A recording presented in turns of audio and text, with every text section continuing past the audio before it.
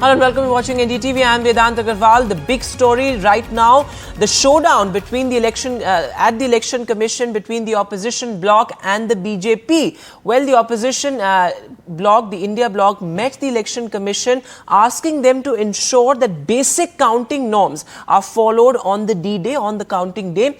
Meanwhile, a counter delegation of the BJP also went to the election commission led by ministers Nirmala Sitharaman and Piyush Goyal. The BJP wrote to the election commission saying that the opposition is trying to make people doubt the electoral process, which is sacrosanct in the country. Take a look. चुनाव आयोग ने एक जो rule है, प्रावधान है, जो act के अंतर्गत रूल बनता है, जो स्टैट्यूटरी रूल होता है, कोई गाइडलाइन नहीं, कोई चिट्ठी नहीं, उसके अंदर कहा है अंतर्गत कि पोस्टल बैलेट्स की गिनती पहले ली जाएगी, यानी ईवीएम की गिनती के पहले पोस्टल बैलेट्स की गिनती ली जाएगी। ये रूल 54A 54A में लिखा है स्पष्ट रूप से। इसके बावजूद, और ये हमारी याचिका है, ये हमारी कंप्लेंट थी आज चुनाव आयोग से, चुनाव आयोग ने गाइडलाइंस द्वारा इस स्टैट्यूटरी रूल नियम को बदला है। I think the mandates given by the people of India both in 2014 and 19 and the likely mandate in the 2024 general election expected on 4th of June has unnerved the opposition parties and certain non-governmental organizations, so-called civil society groups, who cannot accept a popular leader, the leader of the masses, and they are continuously coming out with a toolkit to undermine India's institutions. And the other big headline, well, the BJP sweeping Arunachal Pradesh yet again. The BJP has bettered its tally, its 2019 tally, with 46 out of the 60 seats. Remember, the BJP had won 10 seats unopposed in Arunachal Pradesh. Meanwhile, in Sikkim, it was the ruling SKM that retained its stronghold. Take a look. The BJP secured a landslide victory in Arunachal Assembly polls, winning 46 of the total 60 seats. It even outperformed its own 2019 tally, where the party had won 41 seats. The main opposition, Congress, could only secure one seat. BJP's big victory was on expected lines as 10 candidates, including Chief Minister Pema Khandu, had already won unopposed. Party workers accorded a grand welcome to India's youngest Chief Minister today as he reached the party office. Pema Khandu has been at helm since 2016 and credits Prime Minister Modi for this victory. उस दौरान अरुणाचल प्रदेश और कांग्रेस को पूरा एक corrupt system बना के रखा था। केंद्र सरकार से उस वक्त में कुछ जो भी काम लेके आना है तो विदाउट मनी कांग्रेस का जो गवर्नमेंट था वो वहाँ से सैंक्शन भी नहीं करता था। और बीजेपी इस पार्टी विद द डिफरेंस, यहाँ में करप्शन का इवन सी तक भी नहीं चलता है यहाँ पे। In Arunachal Pradesh, BJP's focus has been on infrastructure development, roads and connectivity, and perhaps the party has got political dividend out of this push. However, for the Congress, the poor show in Northeast continues. In 2019, Congress was able to win 4 seats, but this time only 1. In the Himalayan state of Sikkim, the ruling Sikkim Krantikari Morcha made a clean sweep, winning 31 out of 32 assembly seats. Chief Minister Prem Singh Tamang won from both Renok and Soreng Chakung seat. The main opposition, the Sikkim Democratic Front, which ruled the state for 25 years in a row till 2019, begged just one seat. India's former longest-serving Chief Minister and SDF Chief Pawan Singh Chamling lost from both seats that he contested. Also, former national football team captain Baichung Bhutia lost on SDF ticket, his 6th electoral defeat in 10 years.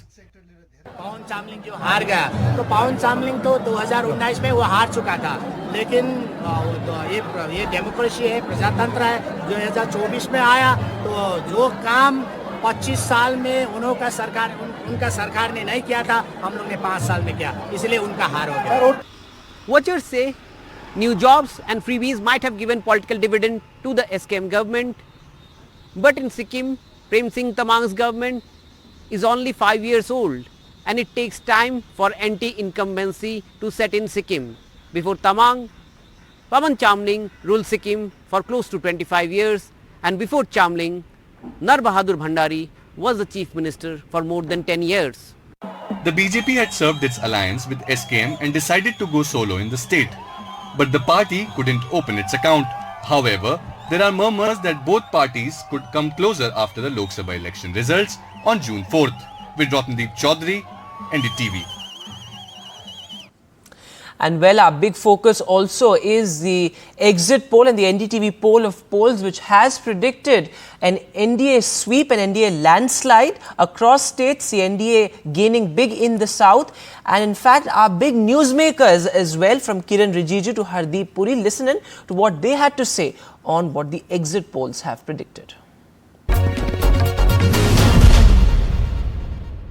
Let me ask you, now that you have joined us very kindly, let me also ask you about the exit poll results that happened yesterday.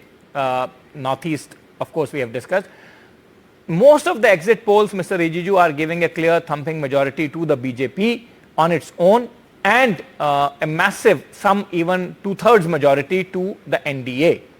Do you think, you have been a long-standing member and a minister in the entire 10 years of Mr. Modi, do you think that these results are going to hold true on that day? And if yes, why? Because there was a lot of skepticism that since the polling percentage is falling, BJP may actually slip in its tally. You are right. I have been in the politics for a long time. I had worked with Vajpayee ji. I was, commission member those days. Then I was member of parliament since 2004, and I'm continuing to work in the government as well as in the party side also. What I have seen is when there is a strong undercurrent, when the trend of the entire country is in one direction, then it is not only about the exit polls or opinion polls. Then the people also start thinking that yes, the nation is in one direction. So today, after a long time, we have seen that a prime minister is going to become prime minister for the third consecutive time with each election with record margin.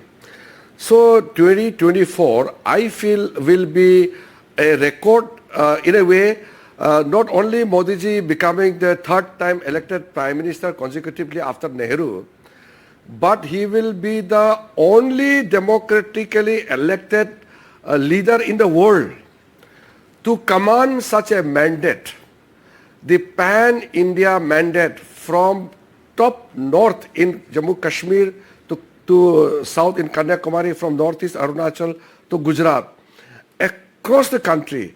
If you remember, we had a conversation a month back. That time I told you, that time this exit poll and this were not even in the picture.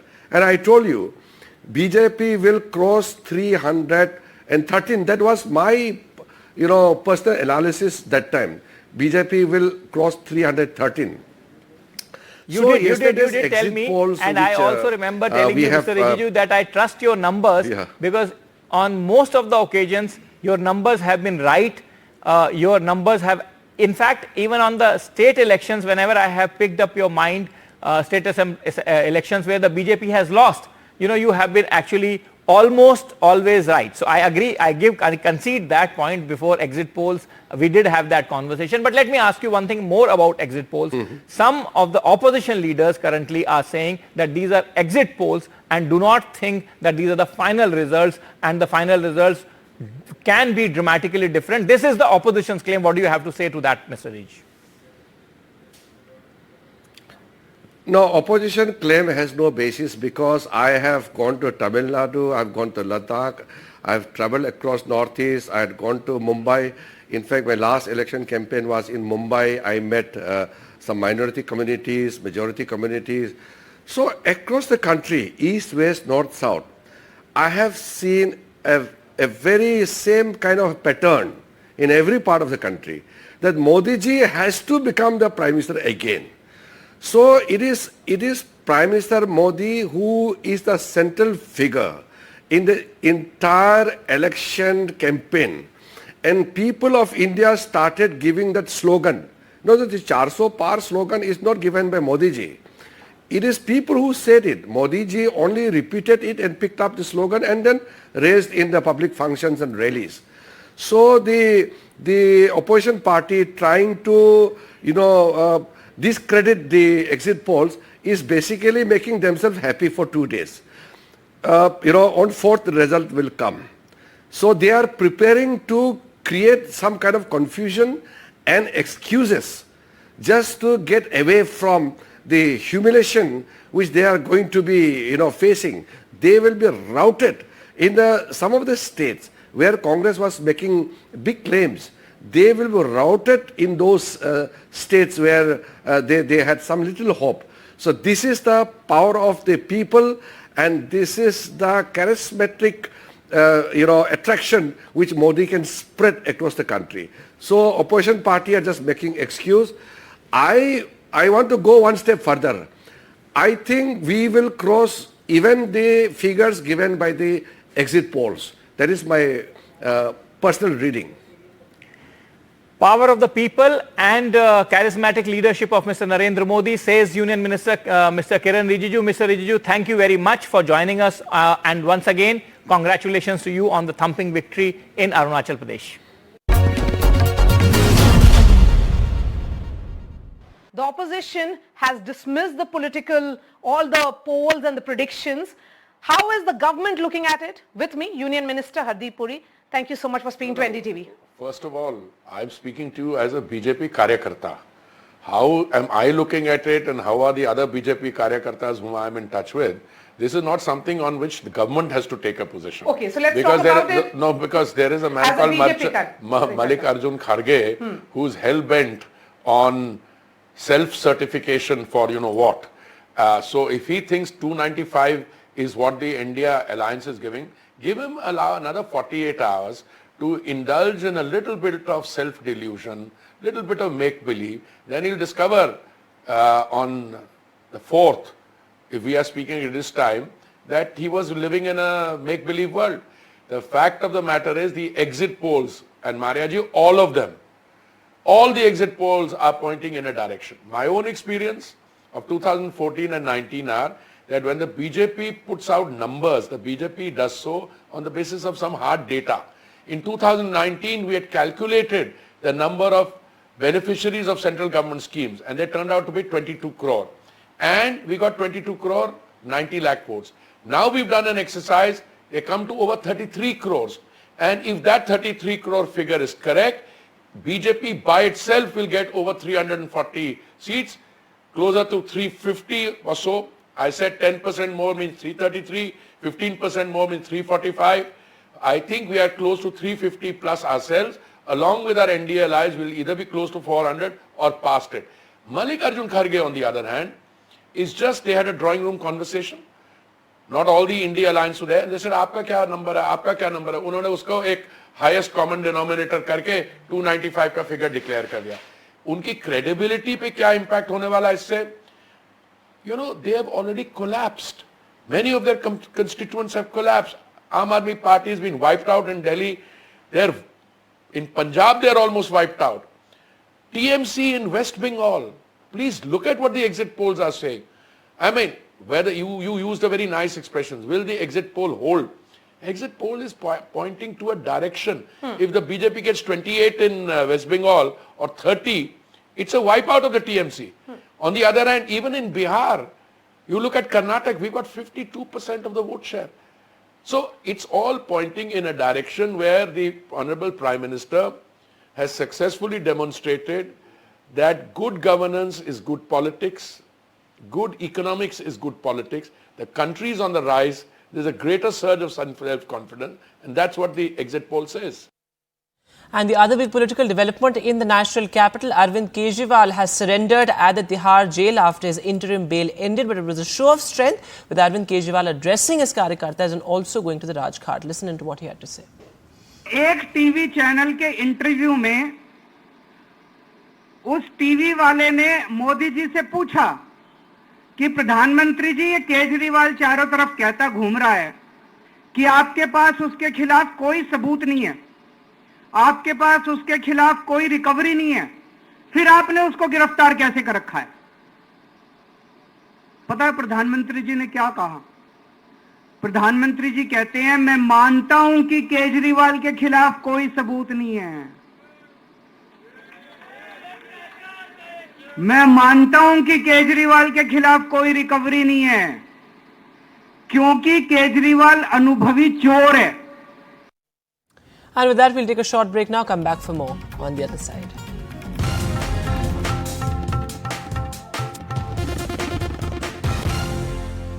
And looking at some more news now from Maharashtra. In fact, in the 1993 blast case, convict has been killed by his inmates. They were under trials who killed Munna, the 1993 blast convict. In fact, he was serving life imprisonment there at the Kolhapur jail. In fact, the alleged murderers have, a case has been registered against them. A murder case has been registered against them. But pretty shocking there. This happened at the Kolhapur jail.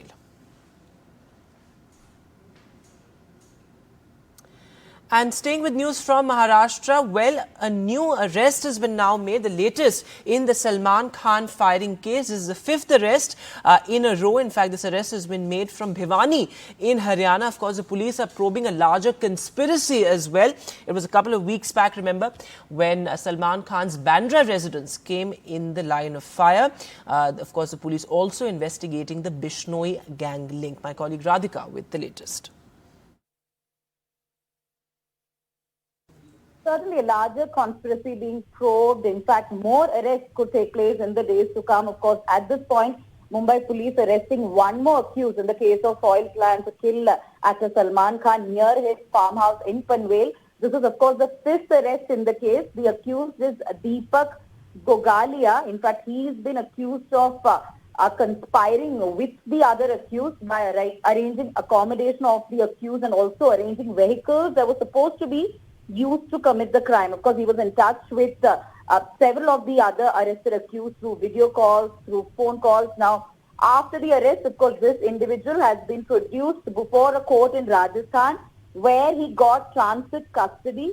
Now, Navi Mumbai police team is returning to Panvel with the accused and he will be probed further.